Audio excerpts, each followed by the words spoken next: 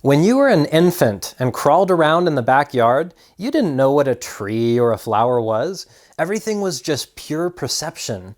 A tree blowing in the wind was this mysterious, bigger-than-life object that commanded all your attention. Then, a year or two later, something happens. We become namers and knowers. We start putting names on things like tree, flower, hummingbird, etc. It's our brain's way of navigating through the endless world of things. Once we've seen a few trees and put names to them, the mind starts dismissing them. If I drove down the road right now, I wouldn't even notice the trees unless I made a specific effort to focus on them. It's like once you've seen one tree, you've seen them all. Interestingly enough, we can do the same little trick with our emotions, whether we realize it or not.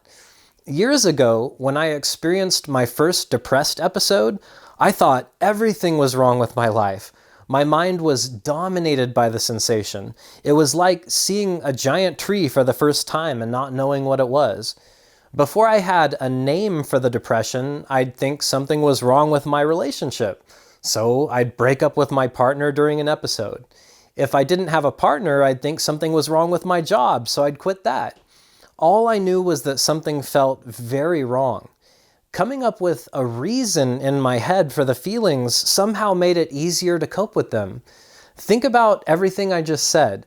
If having a name for something makes us notice it less, can we do the same thing with depression or agitation? Absolutely. So here's what I'd like you all to try. Come up with some silly names for your most notable symptoms and feelings. This includes names for depression, mania, hypersexuality, anxiety, anger, etc. Coming up with a silly, unique name will not only simplify the emotion, but it also eliminates some of the stigma behind what that word means to you. The word depression is just a nasty word for me. I've associated so much pain and suffering with that word. Instead, I might call my depression Eeyore from Whinny the Pooh.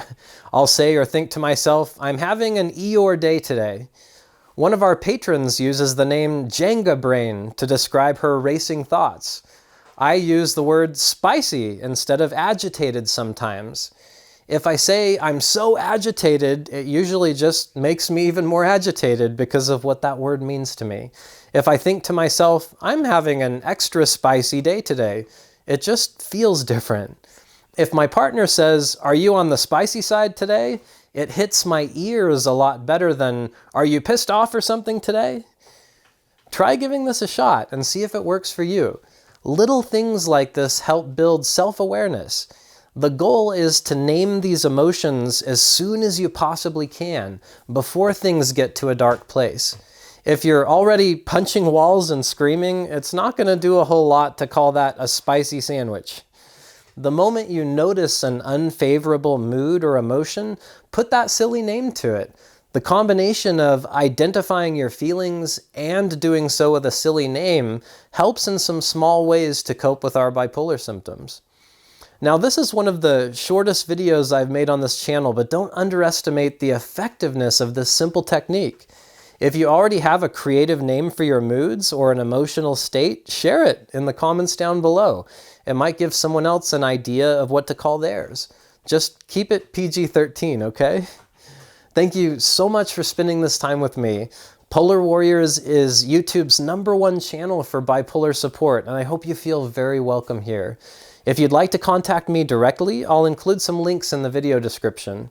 Stay well, and we'll see you soon.